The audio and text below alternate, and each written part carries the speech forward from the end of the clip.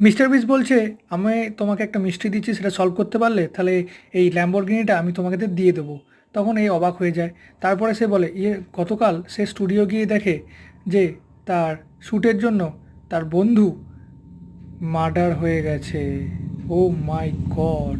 কিন্তু এই তিনজনের মধ্যে কে মার্ডার করেছে সেটাই সলভ করার দেখার। তো ক্রিস বলছে যে আমি করিনি, টার্কিও বলছে আমি ক্যামেরা নিয়ে শ্যুট করছিলাম, আর নোলান বলছে না আমিও করিনি, এটা আমি করতেই পারি না। তাহলে এখন সে বলছে আমি এখন ফোন করছিলাম, তাহলে তো আমি তো করতে পারি না, আমি একজন বিজনেসম্যান, আমি কেন ঝুট বলতে যাবো? তাহলে এদের কাছে 3 সেকেন্ডের পরীক্ষা ছিল। তো দেখো, ল্যাম্বরগিনিটা এই মার্ডার মিষ্টিতে দেওয়া হয়েছিল।